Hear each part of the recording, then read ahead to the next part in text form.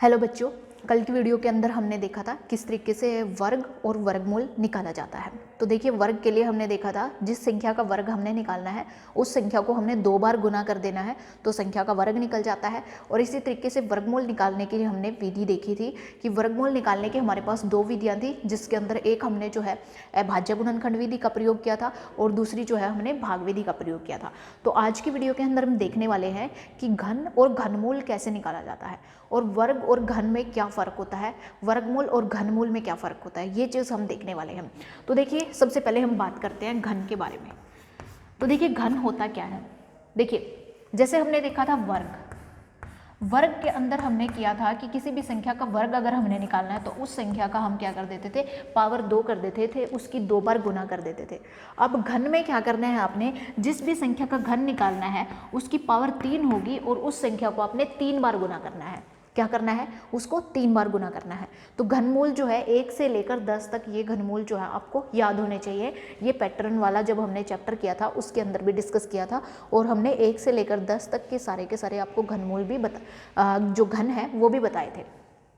तो यहाँ पर हम जो है 1 से लेकर 10 तक की संख्याओं का जो है घन देख लेते हैं क्या होता है। तो देखिए, अगर आपने 1 का घन निकालना है तो क्या होगा, 1 गुना 1 गुना 1, तो 1 की 3 बार गुना करेंगे तो 1 ही आएगा। आगे 2 का घनमूल हमने देखा था 2 गुना 2 यानी कि 8। उसके बाद देखिए 3 का घनमूल क्या था कि 3 की 3 बार गुना करनी है 27, 3 तिया 9 और 9 तिया 27। आगे देखिए 4 का घनमूल क्या था, 4 गुना 4 चौके 16, 16 चौके 64। ठीक है। उसके बाद देखिए 5 का घनमूल क्या था, 5 की 3 बार गुना हो जाएगी, 5 पंजे 25, 25 पंजे 125। आगे देखिए 6 का घनमूल क्या होगा, 6 गुना 6, 6 छके 36 और 6 216। उसके बाद 7 को 3 बार करेंगे गुना तो 7 सत्ते 49 को 3 से करेंगे तो 343 हो जाएगा। उसके बाद देखिए 8 को करेंगे तो कितना होएगा, 8 गुना 8 हटे 64 को 8 से करेंगे तो कितना आ जाएगा, 512 आ जाएगा। उसके बाद देखिए 9 का निकालना है हमने, 9 का घनमूल क्या होगा, 9 गुना 9 और गुना 9 ये हो जाएगा 729। आगे देखिए 10 का घनमूल निकालना है तो क्या करेंगे, 10 की 3 बार गुना करेंगे, 10 गुना 10 और ये कितना हो जाएगा 1000।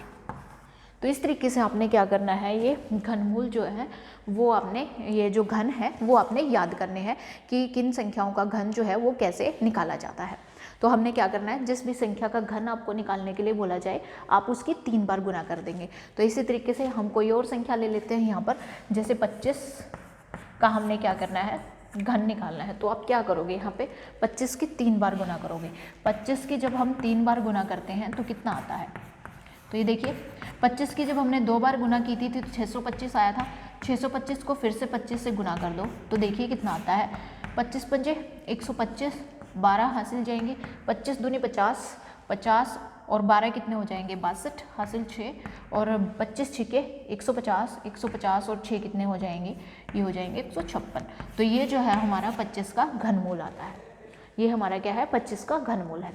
तो इस तरीके से हम मतलब घन है, घनमूल नहीं है, घन है। ठीक है। तो ये हमारा 25 का क्या है, घन है। तो इस तरीके से हमने जो है घन निकालना देख लिया कि किस तरीके से हम संख्याओं का घन निकालते हैं। कोई भी संख्या आपको दी जाती है, अगर उसका घन आपको निकालने के लिए बोला जाता है तो आपने क्या करना है, वहाँ पर उस संख्या को 3 बार गुना कर देना है। 3 से गुना नहीं करनी है, 3 बार गुना करनी है। तो उसी संख्या की 3 बार जब आप गुना करते हैं तो वो जो है उसका घन निकल जाता है। अब हम देखेंगे घनमूल होता क्या है। तो देखिए, घनमूल जो है, जैसे हमने वर्गमूल देखा था वैसे ही घनमूल होता है। जैसे कि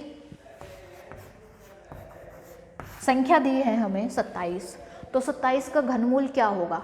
तो देखिए 27 का घनमूल को इस तरीके से डिनोट किया जाता है।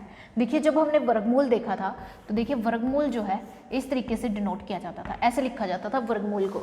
घनमूल को ऐसे लिखा जाता है, यहाँ पर 3, इस तरीके से 3 मेंशन होता है। इसको पता लग जाता है कि आपको घनमूल निकालना है, इससे पता लगता है कि आपको वर्गमूल निकालना है। तो इस संख्या का घनमूल जो है क्या होगा, तो देखिए इस संख्या का घनमूल वही संख्या होगी जिस संख्या का अगर हम जो है घन कर दें, जिस संख्या का हम क्या कर दें, घन। तो देखिए इस संख्या का वर्गमूल जो है उसी के बराबर होगा जो इस संख्या का घन करने पर जो संख्या आती है, ठीक है। तो 3 का जो घन करने पर जो संख्या आएगी वो जो है उसका जो है वर्गमूल है, ठीक है। तो यानी 3 का हमने क्या किया, यहाँ पर घन किया, तो उसका घन करने पर ये आया, और इसका वर्गमूल क्या होगा, इसका वर्गमूल ये संख्या होगी जिसका हमने घन किया है, ठीक है, जिसका घन करने पर वो संख्या आई है। तो ये 3 जो है वो उसका घन हो जाएगा। तो 27 का घन क्या हो जाएगा, यहाँ पर 3 हो जाएगा, और 9 का वर्गमूल यहाँ पर 3 हो जाएगा। वर्गमूल यहाँ पर 3 होगा 9 का, और वहाँ पर 27 का होगा घन, ठीक है।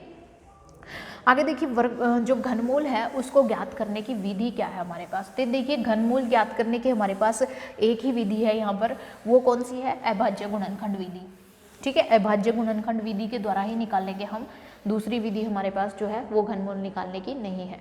तो हम यहाँ पर सिर्फ अभाज्य गुणनखंड विधि के बारे में बात करेंगे।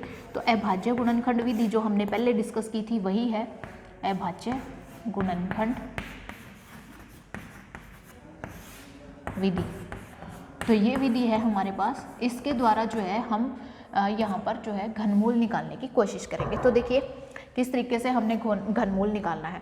तो यहाँ पर जो है हमारे पास संख्या है, इसी संख्या को हम यहाँ पर ले लेते हैं। तो इसका हमने क्या करना है, अभाज्य गुणनखंड विधि द्वारा घनमूल निकालना है। तो इसके लिए क्या करेंगे आप, यहाँ पर भाग देना स्टार्ट करेंगे अभाज्य गुणनखंड से, यानी छोटे से छोटे जो अंक है उनसे भाग देना स्टार्ट करेंगे, 2 से 3 से 5 से, इस तरीके से हम जो है यहाँ पर भाग करेंगे। तो देखिए 2 से ये जाएगी नहीं संख्या, 3 से भी नहीं जाएगी क्योंकि इसका जोड़ जो है वो 3 से भाग नहीं होता।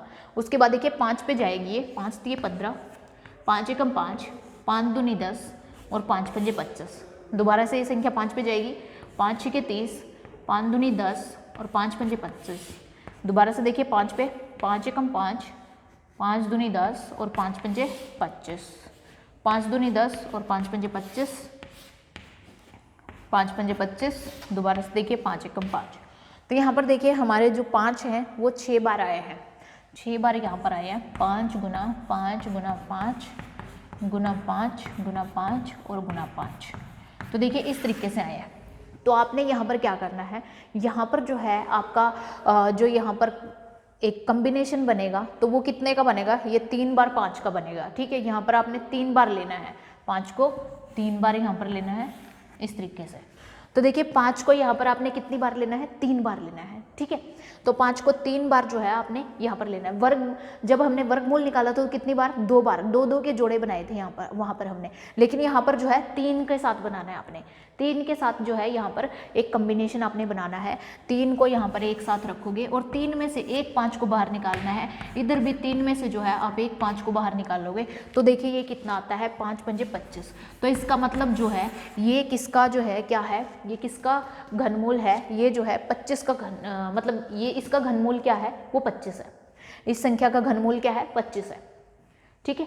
मतलब यहाँ पर आपने ये चीज़ ध्यान रखनी है, यहाँ पर जो है 3 का जो है आपने एक तरीके से आप बोल सकते हैं कम्बिनेशन यहाँ पर बनाना है, जोड़ा बनाना है आपने 3 के साथ, जबकि पहले सिर्फ 2 के साथ बनाना था जब हमने वर्गमूल जब निकाला था। अब घनमूल के बारे में बात हो रही है, तो घनमूल के अंदर हमने क्या करना है, 3 के साथ पेयर करना है और 3 में से फिर एक को बाहर निकालना है, और इस तरीके से जो है आपका घनमूल जो है ये निकल जाएगा।